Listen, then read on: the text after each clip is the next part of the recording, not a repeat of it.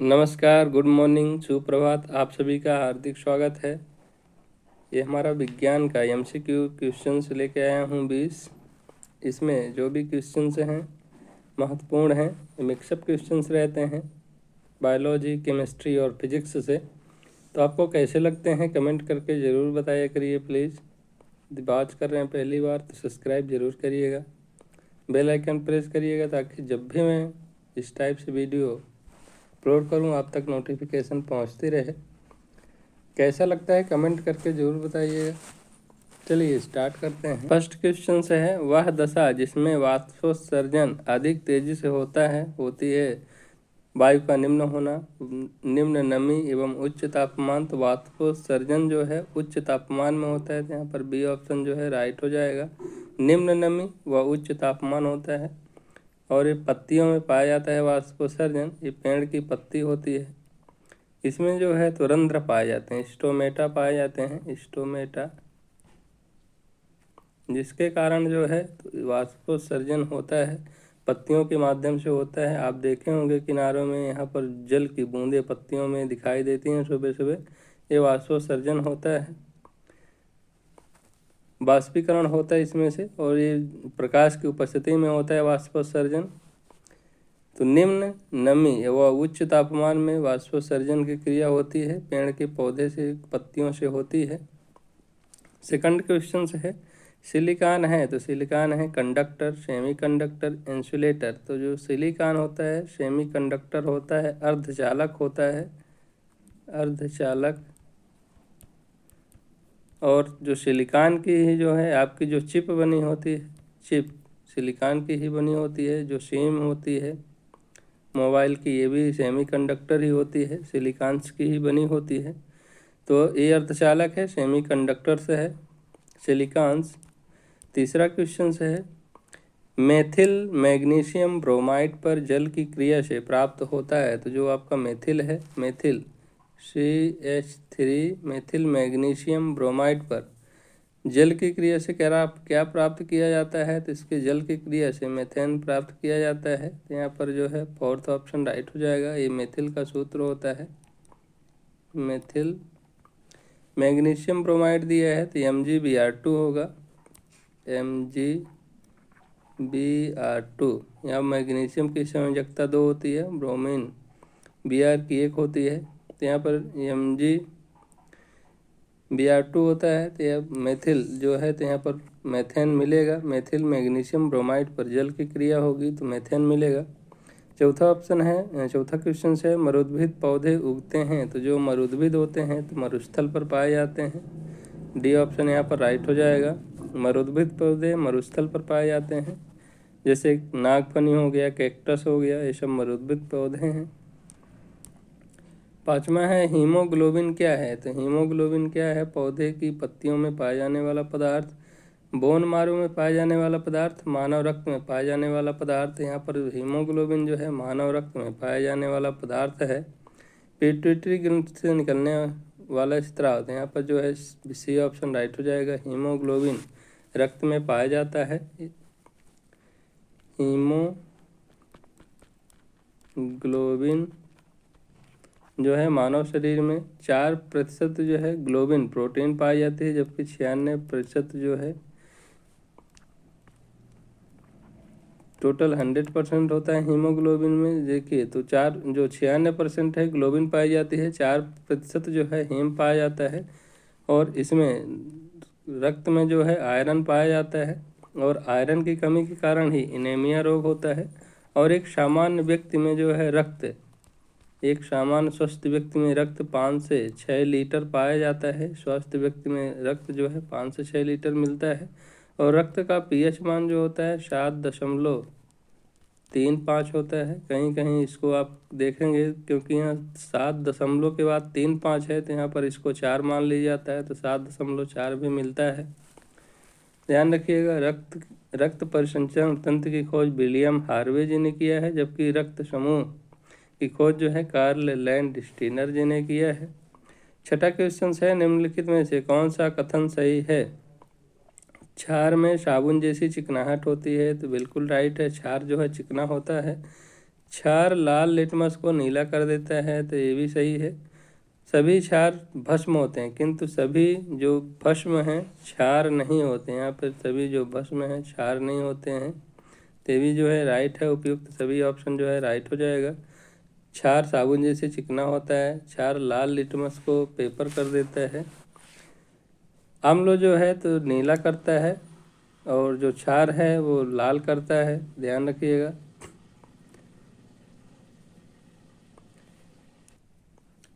यहाँ पर देख लीजिए, मैं थोड़ा हटा देता हूँ कुछ। अम्ल जो है, अम्ल नीले को लाल करता है, नीला को किस में बदल देता है, तो लाल में बदल देता है।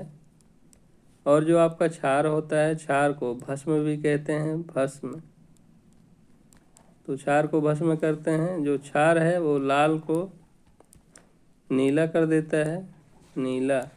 और जो आपका ये लिटमस पेपर होता है, लिटमस पेपर, लिटमस पेपर किसका बना होता है? लिटमस पेपर ये जो है रोशेला, रोशेला नामक शैवाल का बना होता है। तो ध्यान रखिएगा, जो ये लिटमस पेपर है किसका बना होता है? तो रोशेला नामक शैवाल का बना होता है।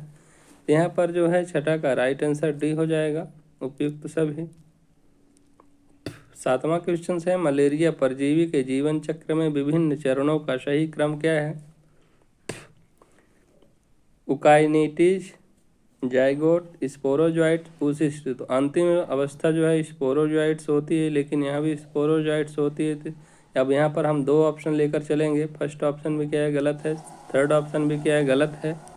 यहाँ पर अब देखिए, स्पोरोजॉइट जो है सब दो में मिल रहा है अंतिम, और फर्स्ट अवस्था जो होती है जाइगोट, जाइगोट अवस्था होती है, जाइगोट। जब देखिए फर्स्ट में किसमें जाइगोट मिल रहा है? तो बी ऑप्शन में मिल रहा है, तो यहाँ पर बी ऑप्शन जो है राइट हो जाएगा। जाइगोट होता है, फिर उकाइनेट होता है, फिर oocyst होता है, फिर अंत में स्पोरोजॉइट्स बनता है। ये मलेरिया परजीवी का ये जीवन चक्र होता है। और जो ये मलेरिया परजीवी है ये प्रोटोजोआ के कारण होता है, प्रोटोजोआ के कारण होने वाली बीमारी है। देखिए इससे कौन कौन से होते हैं? इसका देखिए, रिया पे काला सोना डाल। तो देखिए रिया से जो आपका जैसे पायरिया हो गया, पायरिया, मलेरिया, ये सब जो हैं आपके रिया पे काला सोना डाल, पे काला से काला जार हो जाएगा, काला जार। सोने से जो है सोने की बीमारी हो जाएगी, सोने की बीमारी अथवा निद्रा रोग भी कहते हैं इसको। ये सब जो है प्रोटोजोआ कारण होता है। रिया पे काला सोना डाल, तो पायरिया, मलेरिया, काला जार, सोने की बीमारी, ये सब जो है प्रोटोजोआ के कारण होता है। 8वां क्वेश्चन से है, एक लड़की झूले पर बैठ स्थिति में झूला झूल रही है, उस लड़की के खड़े हो जाने पर दोलन का आवर्तकाल होगा। तो जैसे मान लीजिए यहाँ पर से कोई एक झूला मैं बना देता हूँ, ये हमारा झूला है, ठीक है, समझिएगा। यहाँ पर झूला है और ये लड़की जो है यहाँ पर बैठकर, पैर जो है तो इसका नीचे आएगा लड़की का। यहाँ पर लड़की बैठकर झूला झूल रही है, और ये हमारा क्या है? ये पृथ्वी है, ठीक है। पृथ्वी का जो यहाँ पर गुरुत्वीय त्वरण होता है जी, ये जो है लड़की के पैर में लग रहा है। तो लड़की क्या है? बैठकर झूला झूल रही है, और लड़की के जैसे ही मान लीजिए लड़की जो है खड़ा हो जाएगी, तो लड़की क्या है? यहाँ पर खड़ी हो गई, तो इसका जो पैर है तो झूले पर आ जाएगा जब भी खड़ी होगी। तो जो जी का मान है ये क्या होगा? माइनस हो जाएगा, घट जाएगा, माइनस में जाएगा जी का मान, क्योंकि यहाँ पर गुरुत्वीय त्वरण लग रहा था। लेकिन जैसे ही पृथ्वी के हम ऊपर जाते हैं तो जी का मान क्या होता है? घटता है। पृथ्वी के नीचे जाते हैं तब भी क्या है? जी का मान घटता है। तो लड़की क्या है? खड़ी हो जा रही झूले पर, तो उसका जो आवर्तकाल हो जाएगा, तो यहाँ पर आवर्तकाल यहाँ पर देखिए बढ़ जाएगा, क्योंकि आवर्तकाल जब भी है तो जल्दी जल्दी दोलन करने लगेगा। तो यहाँ पर जो है सी ऑप्शन राइट हो जाएगा, आवर्तकाल बढ़ जाएगा, क्योंकि ये जो गुरुत्वीय त्वरण है उसका घट जाएगा, जी का मान घट जाएगा। तो यहाँ पर लड़की जो है खड़ी होने पर उसका आवर्तकाल अधिक हो जाएगा, जल्दी जल्दी दोलन करेगी। मतलब गुरुत्वीय त्वरण पर निर्भर करता है। यदि मान लीजिए लड़की यहाँ पर झूला झूल रही है, एक दूसरी लड़की यहाँ पर आ जाती है, तो उसका जो आवर्तकाल है अपरिवर्तित रहेगा, क्योंकि जो लड़की का अन्य जो द्रव्यमान है, द्रव्यमान पर जो है, द्रव्यमान पर निर्भर नहीं करता है, तो यहाँ पर जो है दूसरी लड़की के आने से जो उसका आवर्तकाल है अपरिवर्तित रहेगा, परंतु जैसे ही वो लड़की बैठी थी और खड़ी हो जाएगी तो आवर्तकाल जो है बढ़ जाएगा। देखिए क्या होता है, T=2√L/G, ये सूत्र होता है सरल आवर्त गति का। तो जैसे T क्या है, आवर्तकाल है, L क्या है, लंबाई है, G क्या है, गुरुत्वीय त्वरण है। तो जब भी क्या है गुरुत्वीय त्वरण माइनस होगा तो आवर्तकाल जो है बढ़ेगा, और आवर्तकाल यदि मान लीजिए दोगुना होगा तो गुरुत्वीय त्वरण जो है घटेगा, क्योंकि ये नीचे है, ध्यान रखिएगा, व्युत्क्रमानुपाती है। तो लंबाई जो है, लंबाई के बढ़ने से आवर्तकाल भी क्या होगा, बढ़ेगा। आवर्तकाल के बढ़ने से लंबाई भी क्या होगी, बढ़ जाएगी। तो ये सब जो है आपस में ध्यान रखिएगा। ये सरल आवर्त गति का फार्मूला होता है T=2√L/G। तो जब भी गुरुत्वीय त्वरण का मान में परिवर्तन होगा तो उसमें भी परिवर्तन होगा। यदि मान लीजिए, यहाँ पर थोड़ा समझिएगा, कुछ मिटा देता हूँ। कभी कभी आप देखे होंगे कि ऐसे क्वेश्चंस आते हैं कि यदि एक घड़ी को, एक लोलक जो घड़ी होती है, लोलक घड़ी को यदि उपग्रह पर ले जाया जाए, तो लोलक घड़ी को जब भी आप उपग्रह पर ले जाएंगे तो उसका जो आवर्तकाल हो जाएगा अनंत हो जाएगा। उपग्रह पर जाएगी तो वहाँ पर जो है भारहीनता, वहाँ पर G बराबर क्या होगा, 0 होगा। तो जब उसका भार ही नहीं रहेगा तो उसका आवर्तकाल जो है अनंत हो जाएगा। यहाँ पर क्योंकि G बराबर 0 हो जाएगा, जबकि यहाँ पर गुरुत्वीय त्वरण है। और यदि चंद्रमा पर इसको ले जाते हैं तो चंद्रमा पर क्या होता है, गुरुत्वीय त्वरण G बराबर क्या होता है, 1/6 होता है पृथ्वी का। तो गुरुत्वीय त्वरण जो है पृथ्वी का 1/6 होता है। तो हम जब भी लोलक को चंद्रमा पर ले जाएगा, लोलक घड़ी को चंद्रमा पर ले जाएगा तो उसका जो आवर्तकाल है वो क्या होगा, इंक्रीज होगा, बढ़ जाएगा। तो आवर्तकाल क्या होगा, चंद्रमा पर ले जाने पर आवर्तकाल बढ़ जाता है, चंद्रमा पर ले जाएंगे तो। और लोलक की घड़ी को यदि उपग्रह पर ले जाएंगे तो उसका अनंत हो जाएगा आवर्तकाल। तो ध्यान रखिएगा, T=2√L/G। L जो है लंबाई, जब भी बढ़ेगी लोलक की लंबाई तो आवर्तकाल बढ़ेगा, आवर्तकाल बढ़ेगा तो लंबाई बढ़ेगी। लेकिन यहाँ पर आवर्तकाल यदि बढ़ रहा है तो गुरुत्वीय त्वरण जो है कम होगा। यदि गुरुत्वीय त्वरण जो है आपका बढ़ रहा है तो आवर्तकाल भी क्या होगा, कम होगा। ध्यान रखिएगा। चलिए आगे देखते हैं नवा क्वेश्चंस। लेंस की क्षमता का मात्रक होता है। तो यहाँ पर लेंस की क्षमता की मात्रक की बात कर रहा है, ऑप्टर, डायोप्टर, ल्यूमेन, लक्स। तो यहाँ पर देखिएगा परीक्षा में जल्दी से आपको पता रहेगा कि डायोप्टर होता है, तो यहाँ पर ऑप्टर भी दिया है तो आप टिक कर सकते हैं, इसलिए ध्यान से लगाइएगा। डायोप्टर होता है, लेंस की क्षमता का मात्रक होता है डायोप्टर। तो यहाँ पर बी ऑप्शन राइट हो जाएगा। यहाँ पर लेंस की जो क्षमता है, मान लीजिए लेंस का जो पावर ऑफ लेंस है, उसकी जो फोकस दूरी है उसका व्युत्क्रमानुपाती होता है, P व्युत्क्रमानुपाती 1/f होता है। और इसका जो लेंस की क्षमता का मात्रक होता है तो आपको पता ही है, डायोप्टर है। ध्यान रखिएगा, P बराबर 1/f होता है। F क्या है, लेंस की फोकस दूरी होती है, फोकस दूरी का व्युत्क्रम होता है। ध्यान रखिएगा, F P=1/f जो होता है लेंस का, ये सूत्र होता है। 10वां क्वेश्चन से है,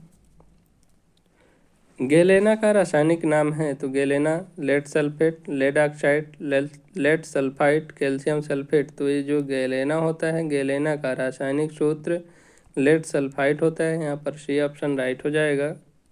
इसका फार्मूला होता है PbS। Pb क्या है, लेड है, शीशा है, शीशा, लेड को शीशा भी कहते हैं, लेड। और ये सल्फेट है, तो लेड सल्फाइड जो होता है गैलेना कहलाता है, गैलेना का रासायनिक नाम है। 11वां क्वेश्चन है, अवस्तंभ मूल पाई जाती है। तो अवस्तंभ मूल गन्ने में पाई जाती है, बी ऑप्शन जो है राइट हो जाएगा। चावल में भी नहीं पाई जाती, देखे होंगे, मूंगफली में भी नहीं मिलता, चने में भी नहीं मिलता, लेकिन गन्ने में जो है तो जड़ें निकलती हैं। तो यहाँ पर जो है बी ऑप्शन राइट हो जाएगा। स्तंभ मतलब होता है तना। तो देखते होंगे कि ये गन्ना है, गन्ने से यहाँ पर जो गांठें होती हैं, गांठें पाई जाती हैं, वहाँ से जो है जड़ें ऐसे निकलती हैं, इसको अवस्तंभ मूल कहते हैं। 12वां क्वेश्चन है, निम्नलिखित में से कौन अर्धचालक है, अर्धचालक नहीं है, सॉरी। तो यहाँ पर सेमी कंडक्टर्स कौन सा नहीं है, तो देखिए जर्मेनियम भी है, सिलिकॉन्स भी है, सेलेनियम नहीं है, आर्सेनिक भी है। यहाँ पर सी ऑप्शन राइट हो जाएगा। ये जो हैं 3 अर्धचालक हैं, जबकि ये चौथा सेलेनियम जो है तो नहीं है। तो यहाँ पर सी ऑप्शन राइट हो जाएगा। 13वां क्वेश्चन है, द्रव चालित मशीनें किस सिद्धांत से काम करती हैं। तो द्रव चालित इसको हाइड्रोलिक भी कहते हैं, पिछले वीडियो मैंने बताया हुआ है इसको, तब भी फिर भी आ गया क्वेश्चन तो बता रहा हूँ आपके नॉलेज ही के लिए ही रिपीट हो रहा है क्वेश्चन। तो द्रव चालित मशीन जो होते हैं हाइड्रोलिक मशीन भी होती हैं। इसको हाइड्रोलिक मशीन किस पर कार्य करते हैं तो दाब पर, पी जो है दाब प्रेशर पर काम करती हैं। तो दाब के कारण दाब का सिद्धांत क्या होता है, पास्कल का जो सिद्धांत है दाब पर कार्यरत होता है। यहाँ पर सी ऑप्शन राइट हो जाएगा। और यहाँ पर जो आपका दाब होता है तो P इक्वल टू फोर्स बल बटे जो है तो एरिया होता है, बल बटे क्षेत्रफल होता है, दाब बराबर, तो इसको भी ध्यान रखिएगा। P इक्वल टू F/A होता है। बल का मात्रक जो होता है आपको पता ही है कि बल का मात्रक न्यूटन से होता है, और एरिया का मात्रक जो है मीटर स्क्वायर हो जाएगा। तो न्यूटन प्रति मीटर स्क्वायर इसका मात्रक हो जाएगा, न्यूटन प्रति मीटर स्क्वायर इसका ये जो है मात्रक होगा दाब का। F क्या है, बल है, A क्या है, क्षेत्रफल है। तो क्षेत्रफल बराबर आपको पता है क्या होता है, लंबाई गुणे चौड़ाई होता है क्षेत्रफल, ध्यान रखिएगा, लंबाई गुणे चौड़ाई। ये जो एरिया है इसका मात्रक होता है, एरिया यहाँ पर 2 मीटर, लंबाई का भी मात्रक जो होता है मीटर होता है, चौड़ाई भी क्या है लंबाई ही होती है एक टाइप की, इसका भी मात्रक मीटर होता है। तो न्यूटन प्रति मीटर स्क्वायर जो है ये दाब का मात्रक होता है। और जो हाइड्रोलिक मशीनें हैं दाब पर कार्य करते हैं तो ये पास्कल का सिद्धांत होता है। 14वां क्वेश्चन है, प्लास्टिक वस्तुतः है तो प्लास्टिक है असंतृप्त हाइड्रोकार्बन के उच्च बहुलक होते हैं। तो यहाँ पर बी ऑप्शन जो है राइट हो जाएगा। PVC पॉलीविनाइल क्लोराइड जो होता है ये बहुलक होते हैं और इससे जो है प्लास्टिक बनाया जाता है।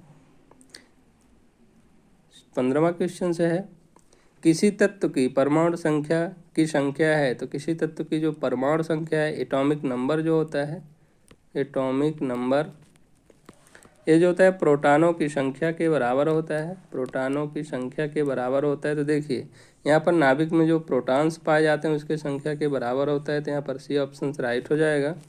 और जो आपके प्रोटॉन्स प्लस न्यूट्रॉन मिल करके क्या बनाते हैं तो यहाँ पर आपका परमाणु द्रव्यमान बनाते हैं, एटॉमिक मास बनाते हैं, परमाणु द्रव्यमान बनाते हैं। इसको एटॉमिक जो परमाणु द्रव्यमान है इसको A से व्यक्त किया जाता है, जबकि प्रोटॉन को P से प्लस न्यूट्रॉन को N से व्यक्त किया जाता है। तो P प्लस N बराबर A होता है, प्रोटॉन प्लस न्यूट्रॉन बराबर परमाणु द्रव्यमान। और इसको जो संयुक्त रूप से न्यूक्लियन भी कहते हैं, कई बार परीक्षा में दिया है, न्यूक्लियन भी कहा जाता है। प्रोटॉन और न्यूट्रॉन को सम्मिलित रूप से न्यूक्लियन कहते हैं, कई बार परीक्षा में दिया है, तो ध्यान रखिएगा। 16वां क्वेश्चन है, कोशिकीय श्वसन का सक्रिय स्थल है तो जो कोशिकीय श्वसन होता है इसका सक्रिय स्थल माइटोकॉन्ड्रिया हो जाएगा, बी ऑप्शन राइट हो जाएगा। माइटोकॉन्ड्रिया को पावर ऑफ हाउस कहते हैं, पावर हाउस, कोशिका का सेल्स पावर हाउस कहते हैं, कोशिका का ऊर्जा गृह कहते हैं माइटोकॉन्ड्रिया के। इसकी खोज जो है अल्टमान और नामकरण बेंडा जी ने दिया है, बेंडा ने इसका नामकरण माइटोकॉन्ड्रिया दिया, खोज इसकी अल्टमान जी ने किया है। गोल्जी का इसकी खोज कैमिलो गोल्जी ने किया है, कैमिलो गोल्जी, उन्हीं के नाम से जो है इनका नाम रखा गया है गोल्जी का, कैमिलो गोल्जी ने इसकी खोज किया है, कैमिलो गोल्जी। राइबोसोम की खोज पैलेट कण भी राइबोसोम को बोलते हैं। और लाइसोसोम की खोज डी ड्यूब ने किया है, डी ड्यूब, ध्यान रखिएगा, lysosome de Duve, ribosome Palade. Ribosome को प्रोटीन की फैक्ट्री कहा जाता है, लाइसोसोम को आत्महत्या की थैली कहा जाता है, माइटोकॉन्ड्रिया को कोशिका का ऊर्जा गृह कहा जाता है। इसमें जो ऊर्जा होती है ATP के रूप में संग्रहित रहती है, ATP एडिनोसिन ट्राईफॉस्फेट इसका फुल फॉर्म होता है ATP का। तो ऊर्जा जो रहती है ATP के रूप में संग्रहित रहती है, इसको कोशिका का पावर हाउस कहा जाता है। कैमिलो गोल्जी ने गाल्जी का की खोज की थी, इसलिए इसका नाम गाल्जी का रख दिया गया है। 17वां क्वेश्चन है, एटम में न्यूट्रॉन की खोज किसने किया है तो परमाणु, एटम मीन्स होता है परमाणु, परमाणु में न्यूट्रॉन की खोज किसने किया है तो चैंडविक जी ने किया है। तो यहाँ पर बी ऑप्शन राइट हो जाएगा। सर जे थॉमसन जो हैं तो इलेक्ट्रॉन की खोज किए हैं, इलेक्ट्रॉन इलेक्ट्रॉन की खोज सर जे थॉमसन, चैडविक जो है न्यूट्रॉन की खोज किए हैं, और रदरफोर्ड जो हैं, तो रदरफोर्ड यहाँ पर आपका जो प्रोटॉन हो, इलेक्ट्रॉन और प्रोटॉन की खोज कहीं कहीं रदरफोर्ड मिलता है, कहीं कहीं आपको गोल्ड स्टेन मिलेगा, तो ध्यान रखिएगा। गोल्ड स्टेन जो है प्रोटॉन की खोज किए हैं, और न्यूटन साहब ने गति के नियम दिए हैं। न्यूटन को गति के जनक कहा जाता है, और जो गति का समीकरण है वो गैलीलियो जी ने दिया है, ध्यान रखिएगा। 18वां, निम्न में से कौन सा स्तनपायी है? तो स्तनपायी जो है जिसमें दूध निकल सकता है उसको स्तन बोलते हैं, तो यहाँ पर डी ऑप्शन जो है राइट है। व्हेल मछली जो है स्तनपायी होती है। 19वां क्वेश्चन है, रबड़ निम्न में से क्या होता है? तो रबड़ यहाँ पर ब्यूटाडाइन का जो होता है बहुलक होता है, तो यहाँ पर सी ऑप्शन राइट हो जाएगा। 20वां, विशिष्ट चालकता की इकाई है। तो विशिष्ट चालकता की इकाई आपको पता होगा कि विशिष्ट, यहाँ पर मैं लिखता हूँ विशिष्ट चालकता बराबर जो है 1/, विशिष्ट प्रतिरोध होता है। तो विशिष्ट प्रतिरोध का जो व्युत्क्रम होता है विशिष्ट चालकता होती है। विशिष्ट प्रतिरोध, अब देखिए प्रतिरोध जो है विशिष्ट चालकता बराबर 1/, विशिष्ट प्रतिरोध होता है। विशिष्ट प्रतिरोध इसको जो है इसको इस संकेत से व्यक्त किया जाता है, इसको इस संकेत से व्यक्त करते हैं। देखिए विशिष्ट प्रतिरोध बराबर आपका जो होता है, तो यहाँ पर पहले प्रतिरोध समझ लीजिए। तो यहाँ पर आप प्रतिरोध पहले R बराबर आपका L/A होता है। प्रतिरोध बराबर L क्या है? चालक की लंबाई है। A क्या है? चालक का क्षेत्रफल है। प्रतिरोध बराबर L/A होता है, और इसको ये जो होता है आपस में अनुक्रमानुपाती और व्युत्क्रमानुपाती होते हैं। जो R होता है लंबाई के अनुक्रमानुपाती, तथा प्रतिरोध जो होता है क्षेत्रफल की व्युत्क्रमानुपाती होता है।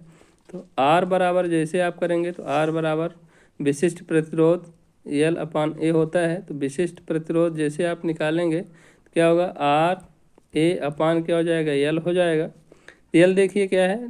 चालक की लंबाई है। A क्या है? क्षेत्रफल है। यहाँ पर आगे देखेंगे तो R इंटू क्या होगा? L² होगा यहाँ पर बटे L। तो L से एक L कट जाएगा, तो आपको कितना बचेगा? RL। R क्या है? प्रतिरोध है। L क्या है? लंबाई है। तो विशिष्ट प्रतिरोध बराबर RL होगा। तो यहाँ पर आप रख सकते हैं।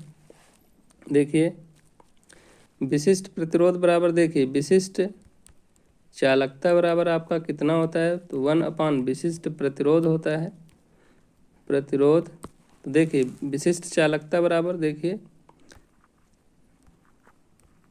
विशिष्ट चालकता बराबर 1/ρ होता है, 1/P होता है। तो इसको विशिष्ट प्रतिरोध कहते हैं। तो देखिए P की जगह पे आप क्या रख देंगे? 1/RL रखेंगे। तो R क्या होता है? R प्रतिरोध का मात्रक है, इसका मात्रक ओम होता है। L क्या है? इसका जो मात्रक होता है सेंटीमीटर होता है, मीटर सेंटीमीटर, यहाँ पर सेंटीमीटर हो जाएगा, सेंटीमीटर। तो देखिए 1/, क्या है? इसका मात्रक है। विशिष्ट चालकता बराबर 1/Ω सेमी इनवर्स। तो जब भी करेंगे तो विशिष्ट चालकता बराबर इसका मात्रक हो जाएगा ओम -1 और सेंटीमीटर -1। तो यहाँ पर देखेंगे तो आपको यहाँ पर जो है डी ऑप्शन दिया है, ओम और सेंटीमीटर। यहाँ पर तो डी ऑप्शन जो है राइट हो जाएगा। ओम सेंटीमीटर इनवर्स यहाँ पर -1 रहेगा, ओम -1 सेंटीमीटर -1। तो यहाँ पर डी ऑप्शन जो है राइट हो जाएगा। तो ये हमारे 20 क्वेश्चन थे। आपको कैसे लगे कमेंट करके ज़रूर बताइएगा, और पहली बार वॉच कर रहे हैं तो प्लीज़ सब्सक्राइब करिएगा चैनल को। यदि आपको समझ में नहीं आ रहा है तो आप थोड़ा पीछे से करके देख सकते हैं, अच्छे से समझ में आएगा। दोबारा आप वॉच करेंगे तो बहुत अच्छे से समझ में आएगा। जो भी बायो के स्टूडेंट नहीं होंगे तो उनको थोड़ा दिक्कत जाएगी, इसलिए आप दोबारा वॉच करिएगा प्ले करके पुनः से, तो अच्छे से समझ में आएगा। मिलते हैं नेक्स्ट टॉपिक में, नेक्स्ट MCQ में। तब तक के लिए बाय। जय हिंद, वंदे मातरम।